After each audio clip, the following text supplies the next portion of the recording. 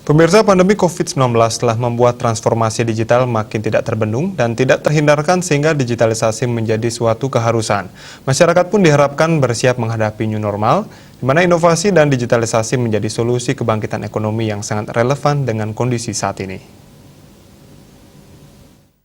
Menurut Kepala Kantor Perwakilan Bank Indonesia Bali, Trisno Nugroho, di tengah pandemi ini, seluruh lapisan masyarakat terutama generasi milenial harus mampu beradaptasi dengan tatanan hidup baru, serta mampu menciptakan inovasi khususnya yang berbasis digital guna mendorong roda perekonomian agar dapat bangkit kembali.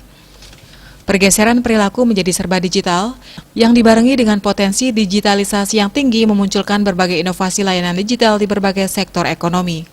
Semua inovasi digital ini memerlukan dukungan sistem pembayaran melalui penguatan pembayaran digital dari pembayaran luring menjadi daring, yang berbasis nirsentuh dan dengan rekomendasi WHO seperti KRIS.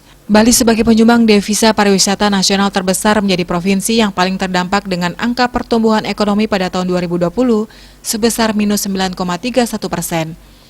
Adapun pemulihan ini selain merupakan hasil dari upaya penanganan COVID-19 yang dilakukan berbagai pihak, juga merupakan bukti bahwa masyarakat kini mulai mampu beradaptasi dengan kebiasaan perilaku baru yang sesuai dengan kondisi saat ini.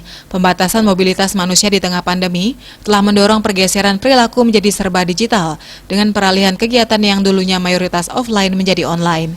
Saat ini seluruh generasi terutama milenial telah menjadi semakin akrab dengan digitalisasi. Berbagai e-commerce lokal hingga mancanegara, aplikasi sosial media, aplikasi jasa pembayaran, aplikasi tiketing, aplikasi hiburan, aplikasi logistik, investasi hingga virtual meeting seperti webinar yang sedang dilakukan sudah sangat melekat di kehidupan sehari-hari semua. Bank Sentral mendata Indonesia merupakan pasar besar dan sangat potensial untuk menyerap arus digitalisasi. Selain itu, saat ini jumlah startup digital sudah sangat besar jumlahnya di Indonesia, mencapai 2.196 startup dan 5 diantaranya adalah unicorn. Bisnis Bali melaporkan.